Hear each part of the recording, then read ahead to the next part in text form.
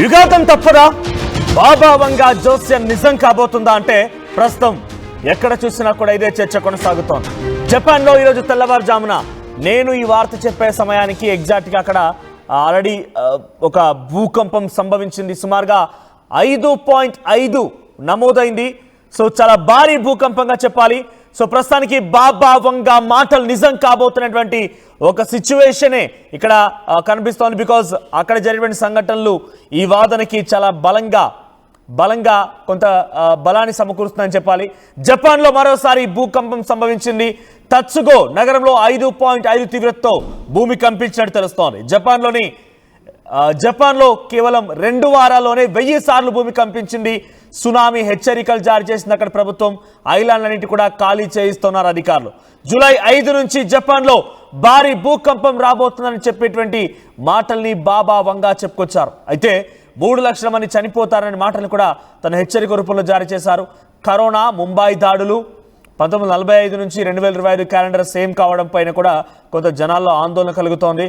అయితే ఆ తర్వాత అమెరికా ట్విన్ టవర్స్ కూల్చివేయడం, ఆ తర్వాత అక్కడ జరిగినటువంటి బారాక్ ఒబామా ప్రెసిడెంట్ అవ్వడం, ప్రిన్స్ డియానా మరణించడం, ఇవన్నీ కూడా బాబా వంగా చెప్పిన జోస్యాలకు కొంత నిజరూపం దాల్చాయనేటువంటి వాదన బలంగా వినిపిస్తోంది. కాబట్టి తాజాగా జపాన్లో జరిగినటువంటి ఈ సంఘటనలు కూడా మరింతగా బలం చేకూరుస్తున్నాయి. సో తత్సుగో అనేటువంటి ఐలాండ్ దగ్గర, టొకారో ప్రాంతం దగ్గర 5.5 నమోదైంది రెక్టార్ స్కేల్ పైన జపాన్లో భూకంపం. తెల్లవారుజామున 5 గంటల 30 నిమిషాల సమయానికి, మనకు వాళ్ళకి 4 గంటల సమయం తేడా ఉంటుంది. సో నేను ఈ వార్త చెప్పే సమయానికి ఆల్రెడీ అక్కడ భూకంపం సంభవించింది. సో సంభవించి కూడా అక్కడ అంతా కూడా ఇప్పుడే కుదుట పడుతోంది. తెల్లవారున వాళ్ళందరూ కూడా లెగుస్తూ ఉన్నారు. సో ఎగ్జాక్ట్గా బహుశా నేను అక్కడ జపాన్ టైమింగ్ పరంగా చూస్తే ఇప్పుడు ఎగ్జాక్ట్గా జపాన్లో టైం అనేది కొంత మనకంటే 4 గంటల ముందు, అంటే అక్కడ టైం ఎలా ఉంటుందో అర్థం చేసుకోండి. సో ఇప్పటికీ అక్కడ భూకంపం సంభవించింది. ఆల్రెడీ భూకంపం సంభవించి ఎగ్జాక్ట్గా ఇప్పుడు జపాన్లో టైం 11:30గా వస్తోంది. అంటే మనకు వాళ్ళకి 4 గంటలన్నర తేడా. సో మనకంటే 4 గంటలన్నర ముందే వాళ్ళకి అక్కడ భూకంపం వచ్చింది. అంటే తెల్లవారుజామున జపాన్ టైమింగ్ ప్రకారంగా 5 గంటల 30 నిమిషాల సమయంలో తత్సుగో అనేటువంటి ఒక ఐలాండ్ దగ్గర 5.5 రెక్టార్ స్కేల్ పై నమోదవుతూ ఒక భారీ భూకంపం సంభవించింది. అయితే దీని ప్రభావం సుమారుగా కేవలం అక్కడ డెప్త్ ఎంతో తెలుసా? భూకంప కేంద్రం కేవలం 10 కిలోమీటర్ దగ్గర నమోదైంది. ఇక్కడ మీరు డైరెక్ట్గా దాని అథెంటిక్ ఇన్ఫర్మేషన్ కూడా చూడొచ్చు, ప్రభుత్వం ఏం చెప్తున్నాయి అనేది. ఒకసారి ఆ థర్డ్ బాక్స్ మీరు చూడండి, కింద కనిపిస్తోంది. ఒకసారి ఫుల్గా ప్లే చేయండి పీసీఆర్ అది. సో జపాన్ ఎర్త్క్వేక్స్, అక్కడి ప్రభుత్వం ఏం చెప్తోందంటే కనుక Japan earthquakes risk from July 5th to 6th strong earthquakes may occur in the southern and western regions. 96%, 96% అక్కడ రెడ్ కలర్ మార్చండి. ఇది నేను చెప్తున్న మాట కాదు, జపాన్ ఎర్త్క్వేక్స్ తన అఫీషియల్ ట్విట్టర్ ఖాతాలో ఈ విషయాన్ని వెల్లడించాయి. 96% చాలా పెద్ద భూకంపం సంభవించే అవకాశం ఉంది. అక్కడి జపాన్ మొత్తం కూడా అత్తలాకుతలమయ్యే అవకాశం ఉందని చెప్పి హెచ్చరికలు జారీ చేస్తున్నారు. కేవలం ఒక 24 గంటల సమయం మాత్రమే ఉంది. అక్కడి ప్రభుత్వాలు కూడా ఇప్పటికే అలర్ట్ జారీ చేశాయి. అలర్ట్ జారీ చేసి అందరినీ కూడా రంగంలోకి దించుతున్నాయి. సహాయక సిబ్బందిని, రెస్క్యూ ఆపరేషన్ సిబ్బందిని అందరినీ కూడా రంగంలోకి దించుతూ ఉన్నాయి. అయితే ఇక్కడ ఒక విషయం గమనించాలి. బాబా వంగా జోస్యంతో పాటుగా మనం చూస్తున్నాం, 4 రోజులుగా ప్రపంచ దేశాల్లో యుద్ధం జరుగుతున్న క్రమంలో కూడా 1945, 2025 రెండు క్యాలెండర్ కూడా దాదాపుగా సరి సమానంగా పోలి ఉన్నాయి. కాబట్టి 1945లో ఏం జరిగిందనే విషయం మనం పరిశీలిస్తే 1945లో జపాన్లోని ఒక దివి దగ్గర, టొకారా ఐలాండ్ దగ్గర ఈరోజు జరిగిన సంఘటన చేశారా? సో గతంలో జపాన్లో 1945లో ఒక భారీ భూకంపం సంభవించింది. సుమారుగా 8.6 తీవ్రతతో ఆ రోజు భూకంపం సంభవించింది జపాన్లో.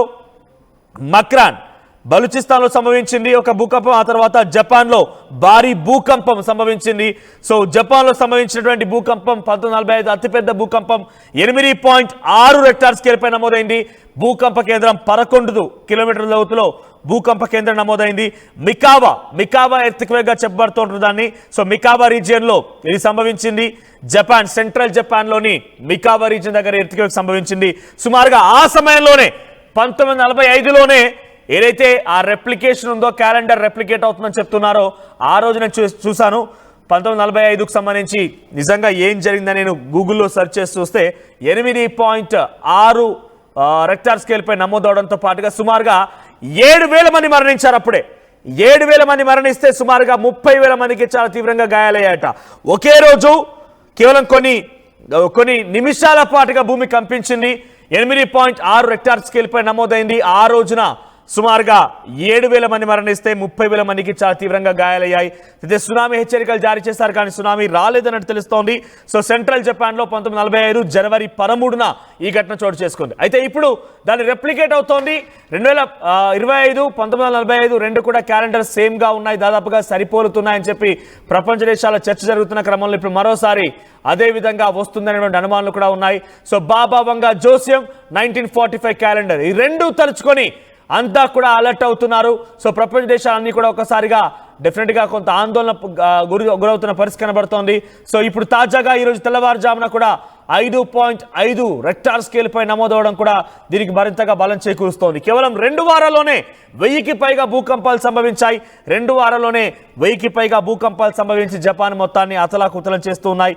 సో ప్రస్తుతానికి ఎలా ముందుకు వెళ్తోంది అక్కడ ప్రభుత్వం ఏం చెప్తోందంటే కనుక జూలై 1నే పెద్ద ఎత్తున ఇది అంచనా వేసింది. సో మొత్తం మీద భూకంపం సంభవించే అవకాశం ఉందని చెప్పి హెచ్చరికలు జారీ చేసి అక్కడి జేఎంఏ వార్తా కథనాన్ని ప్రచురించింది. ఎర్త్క్వేక్ అలర్ట్గా ఉంది కాబట్టి సునామీ రిస్క్ కూడా ఉంది. సో అక్కడ రెస్క్యూ ఆపరేషన్ సిబ్బంది కానివ్వండి ఎమర్జెన్సీ సిచ్యువేషన్ తలపిస్తోందని చెప్పుకొచ్చారు. ఆ తర్వాత జూలై 3న పక్కాగా కన్ఫర్మ్ చేశారు, డెఫినెట్గా వస్తుంది, జపాన్లో ఒక భారీ భూకంపం సంభవించే అవకాశం ఉంది, 3 లక్షల మంది మరణిస్తారని చెప్పి బాబా వంగా జోస్యం నిజం కాబోతోందన్నటువంటి ఒక అనుమానం, ఒక భయంతో అక్కడ ప్రభుత్వాలు అలర్ట్గా మారాయి. సో ప్రస్తుతానికి ఈరోజు తెల్లవారుజాము జరిగినటువంటి ఈ భూకంపానికి సంబంధించి పెద్ద ఎత్తున ప్రభుత్వం అలర్ట్గా అయిపోయింది. సో సమీప కాలంలో పెద్ద ఎత్తున భూకంపం సంభవించే అవకాశం ఉందని చెప్పి అఫీషియల్ ట్విట్టర్ ఖాతాలో కూడా వెల్లడించారు. సో జపాన్ ప్రెసిడెంట్ కూడా ఇప్పుడు ప్రస్తుతానికి సౌదీలో ఉన్నారు. జపాన్ ప్రెసిడెంట్ ఆయన ఒక పర్యటనలో భాగంగా సౌదీ అరేబియా చేరుకున్నారు. సౌదీ అరేబియా నుంచి ఆయన ఎప్పటికప్పుడు పర్యవేక్షిస్తున్నారు. కానీ ఈరోజు తెల్లవారుజామున ఆయన జపాన్కి కూడా చేరుకున్నట్టు తెలుస్తోంది.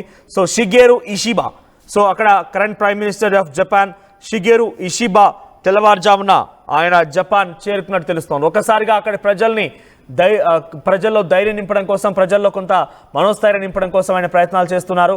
సో ఏదేం చూసినా అనేక రకాలుగా గమనించండి. ఒకటి బాబా వంగా జోస్యం కొంత ప్రజల్ని ఆందోళన గురి చేస్తోంది, దాని రకంగానే సంకేతాలు కనబడుతున్నాయి. ఆ తర్వాత 1945 క్యాలెండర్ని మన రెప్లికేట్ అవుతోంది అనేటువంటి ఆ ఉదాహరణ తీసుకున్నా కూడా 1945లో కూడా జపాన్లో అతిపెద్ద భూకంపం సంభవించింది, 8.6 తీవ్రతతో నమోదైంది. అయితే చాలామంది దీనిపైన ఎక్స్పర్ట్స్ మాట్లాడుతున్న క్రమంలో జపాన్లో తరచుగా వస్తూ ఉంటుంది, పెద్దగా భయపడాల్సిన పని లేదు. బికాజ్ మనం ప్రతిరోజు ఎర్త్క్వేక్ అప్డేట్స్ తీసుకుంటే జపాన్లో ఏదో ఒక చోట ఏదో ఒక ఐలాండ్లో ఒక చిన్న భూకంపం సంభవిస్తూనే ఉంటుంది, 2.0, 2.5, 3 తీవ్రతతో. కానీ ఈసారి రాబోయేది మాత్రం ఇలా ఉండదు. ఈసారి రాబోయేది మాత్రం ఒక భారీ విధ్వంసానికి దారితీస్తుంది. సునామీ వచ్చే అవకాశం ఉంది. 3 లక్షల మంది చనిపోతారని బాబా వంగా చెప్తున్నటువంటి ఆ యొక్క జోస్యానికి మరింతగా బలం చేకూర్చే విధంగా 96% ద డేంజరస్ ఎర్త్క్వేక్ ఎవర్ అనేటువంటి మాటలు లేకంగా అక్కడ ప్రభుత్వమే చెప్తోంది. అటువంటి విధంగా అంచనా వేస్తున్నారు. చాలా మంది మనం మాట్లాడినప్పుడు కూడా ఎన్జీఆర్ని ఆశ్రయించవచ్చు. ఎర్త్క్వేక్ సంబంధించి అక్కడ అధికారులు ఉంటుంటారు, రీసెర్చ్ అధికారులు ఉంటారు. వాళ్ళు చెప్తారంటే ఆ రీసెర్చ్ అధికారులు చెప్పే డాటాని మీకు చూపిస్తాను నేను. ఆ రీసెర్చ్ ఒకసారి ప్లే చేయండి పీసీఆర్ మళ్ళీ. ఆ రీసెర్చ్ అధికారులు చెప్పేటువంటి డాటాని మీకు ప్లే చేసి చూపిస్తున్నాను. Japan earthquakes 96%. చూడండి ఇక్కడ జపాన్ ఎర్త్క్వేక్స్, ఇది అఫీషియల్గా అధికారులు రిలీజ్ చేసినటువంటి డాటానే. 96% అని చెప్పి రెడ్ కలర్తో చాలా పెద్ద ఎత్తున భయాందోళనకు గురయ్యే విధంగా వారు చెప్తున్నారు. 24 గంటల పాటుగా అప్రమత్తంగా ఉండాలి, ఒక భారీ భూకంపం సంభవించే అవకాశం ఉంది, సునామీ హెచ్చరికలు కూడా జారీ చేస్తూ ఈ రకంగా వారంతా కూడా చెప్పడం జరిగింది. చూడండి అక్కడ కనిపిస్తోంది 96%. సో చాలా మంది ఎన్జీఆర్ని ఆశ్రయిస్తే ఎన్జీఆర్ఏ చెప్తోంది, అక్కడ రీసెర్చ్ అధికారులు చెప్తారు, ఎర్త్క్వేక్ ఎక్స్పర్ట్స్ చెప్తారంటే ఆ ఎక్స్పర్ట్స్ రీసెర్చ్ అధికారులు అన్నీ చెప్పిందే ఈ డాటా. సో చాలా పక్క అథెంటిక్ ఇన్ఫర్మేషన్ మాత్రం మీకు ఆర్టీవీ షేర్ చేసే ప్రయత్నం చేస్తోంది. ఆర్టీవీ పక్క ఆధారాలు 1-2 సార్లు ధృవీకరించుకున్న తర్వాత ఈ వార్త మీకు చెప్తోంది. సో జపాన్లో బాబా వంగా జోస్యం నిజం కాబోతుందట. సో డెఫినెట్గా బాబా వంగా చెప్పిన దాంట్లో గతంలో కొన్ని సాధ్యాసాధ్యాలు ఉన్నాయి, సాధ్యపడనివి అలానే అసాధ్యమైనవి కూడా ఉన్నాయి. సో కానీ ఇప్పుడు జరిగేటువంటి జపాన్ పరిస్థితి మాత్రం కొంత బలాన్ని సమకూరుస్తోంది. బాబా వంగా జోస్యం 1945 క్యాలెండర్ రెండు కూడా జపాన్లో ఒక భారీ భూకంపం రాబోతోంది, 3 లక్షల మంది మరణించబోతున్న దానికి చాలా బలమైనటువంటి ఒక వాదనని ఇస్తున్నట్టు కనబడుతోంది.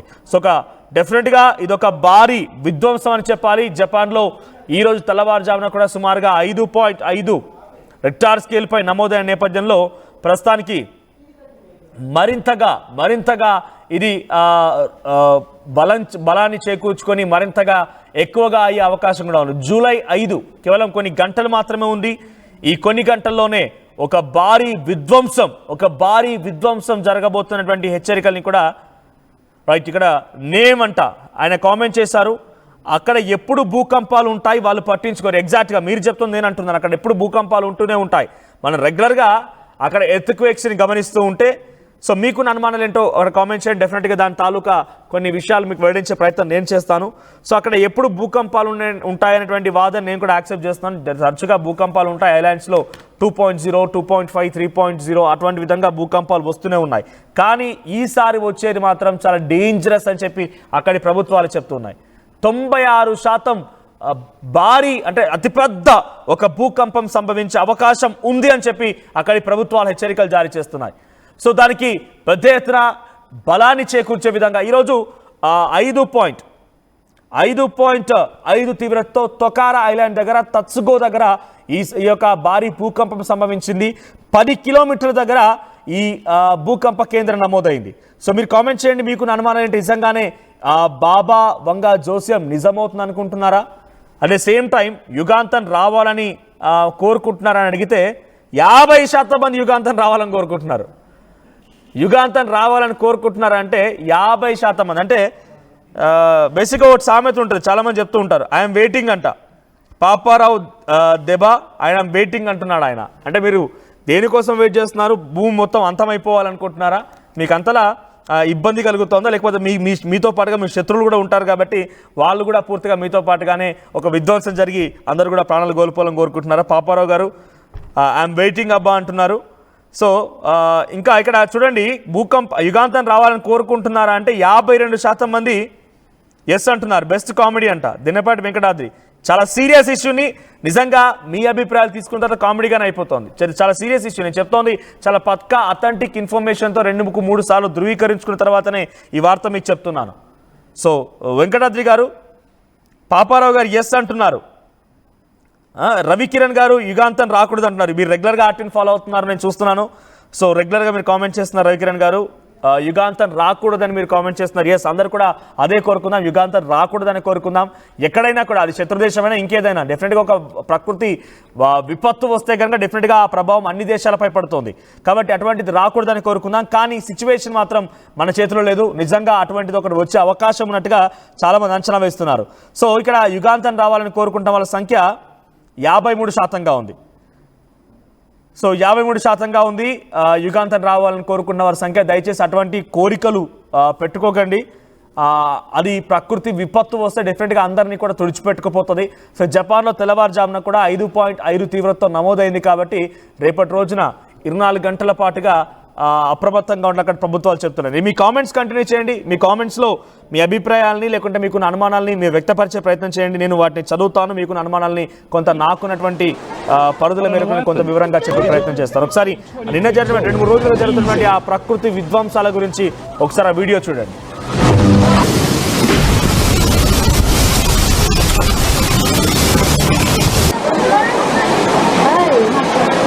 There's people in the sea.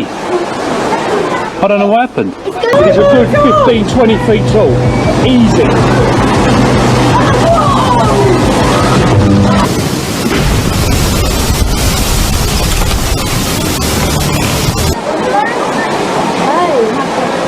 There's people in the sea. I don't know what happened. It's a good 15-20 feet tall. Easy.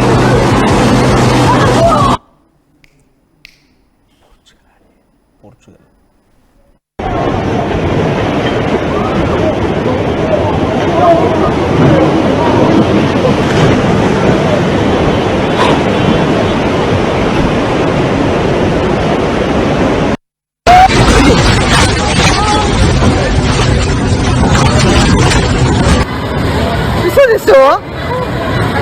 He knows it.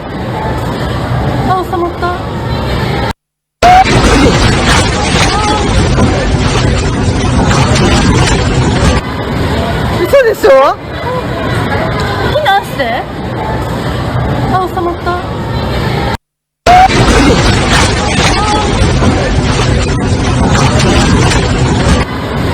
嘘でしょ。避難して。రైట్ then మీ కామెంట్స్ చూస్తున్నారా? కామెంట్స్ కూడా కొంత క్లారిటీ ఇస్తాను. బట్ బిఫోర్ దాట్ మీరు ఇదంతా తప్పు అని కొట్టిపారేసే ముందు ఒకసారి చూడండి. ఇది పోర్చుగల్లో జరిగింది. సో ఇక్కడ ఏం జరిగిందని అంటే కింద సముద్రం ఉంది. ఆ మేఘాలు ఏవైతే ఉన్నాయో సముద్రం పైన అలా తేలియాడుతూ కనబడ్డాయి. చూసారా? దీన్ని రోల్డ్ క్లౌడ్ అంటూ ఉంటారట. ఒక్కసారిగా కెరటాలు ఎగిసిపడడం ఏంటి, మేఘాలు సముద్రాన్ని తాకడం ఏంటి అంటే దీన్ని మనం బహుశా మీరు దీన్ని కూడా తప్పుబట్టి మేఘాలు నీళ్లు తీసుకుంటున్నా, నీళ్లు తాగుతున్నా, ఇవన్నీ చెప్పడానికి సొల్లు బాగానే ఉంటుంది, కానీ అది సాధ్యం కాదు. న్యాచురల్గా జరిగేటువంటి అంశం, న్యాచురల్ ఒక ప్రకృతి విపత్తి ఇదంతా కూడా. పోర్చుగల్లో మేఘాలు సముద్రాన్ని తాకి అక్కడి ప్రజల్ని భయభ్రాంతకు గురి చేశాయి. ఏకంగా ఒక సునామీ వస్తుందన్నట్టుగా విజువల్స్ కనిపిస్తున్నాయి. ఎగ్జాక్ట్గా జరిగాయి. మీకు కనుక మేము చెప్పేది కొంత అనుమానంగా అనిపిస్తే మేము చాలా పదే చెప్తున్నాం. I'm proud to be journalist. At the same time ఆర్టీవీలో ఈ వార్తలు చెప్తున్నందుకు నిజంగా గర్వంగా ఉంది. బికాస్ ఏ తెలుగు మీడియా కూడా చేయనటువంటి ఒక ప్రయత్నం ప్రతిసారి కూడా ఇంటర్నేషనల్ లెవెల్ జరిగేటువంటి విషయాలపైన కూడా తెలుగు మీడియాలో ఆర్టీవీ మాత్రం ఎప్పటికప్పుడు మీకు అప్డేట్ అందిస్తోంది. చాలా పక్క అథెంటిక్ ఇన్ఫర్మేషన్ మాత్రమే పాస్ చేస్తోంది. పోర్చుగల్లో జరిగినటువంటి ఈ సంఘటన చూడండి. మేఘాలు, దీన్ని రోల్డ్ క్లౌడ్స్ అంటూ ఉంటారట. సో మేఘాలు మొత్తాన్ని కూడా సముద్రం పైన కనిపించాయి, సముద్రం పైన దాన్ని తాకుతూ కనిపించాయి. ఈ విజువల్స్ అన్ని కూడా ప్రస్తుతం సోషల్ మీడియాలో వైరల్గా మారాయి. సో డైరెక్ట్గా ఎలా కనిపిస్తోంది విజువల్ అంటే సునామీ హెచ్చరికని దారి తీసే విధంగా కనిపిస్తోంది. సునామీ వచ్చిందనంటే కనిపిస్తోంది. కెరటాలు ఎగిసిపడడం, ఆ ఎనర్జీ చూడండి, కెరటాలు ఎలా ఎగిసిపడుతున్నాయో. దాదాపుగా ఇలా వచ్చిన తర్వాత 100-150 మీటర్ల వరకు సముద్రం ముందుకు వచ్చేసిందట. ఇది జనరల్గా జరిగే ప్రక్రియ, కానీ అది అనుకోని సంఘటన. అసలు అటు రీసెర్చ్ అధికారులకి కూడా అంతుపట్టినటువంటి ఒక అంశంగా కనిపించింది. ఇవన్నీ అబద్ధాలు అంటారా? నేను మళ్ళీ మీ కామెంట్స్ చదువుతాను. సో అలా ఏం చెప్తున్నారంటే ఇక్కడ ఎలియా చెండా అంట, ఆయన కామెంట్ చేశారు. ఏమంటారంటే యుగాంతం అంటే జపాన్లోనే కాదు ప్రపంచం అంతా వస్తుందట. సో అటువంటి ఒక అంచనాలే ఉన్నాయి, అటువంటి ఒక సంకేతాలే కనబడుతూ ఉన్నాయన్నట్టుగా అధికారులు చెప్తున్నారు. ముఖ్యంగా ఇప్పుడు నేను చెప్పేది కేవలం జపాన్ గురించి మాత్రమే. సో ఇక్కడ గునిగోపి ముదిరాజ్ అంట, పాపాత్ములు చనిపోయి పుణ్యాత్ములు బతకాలి. దయచేసి గోపి గారు, ఒక్కసారి న్యాచురల్ కెలమిటీ వచ్చిందనంటే, ప్రకృతి విపత్తు వచ్చిందంటే అది లెక్కలు వేయదు. పుణ్యాత్ములు ఎవరు, పాపాత్ములు ఎవరు లెక్కలు వేయదు.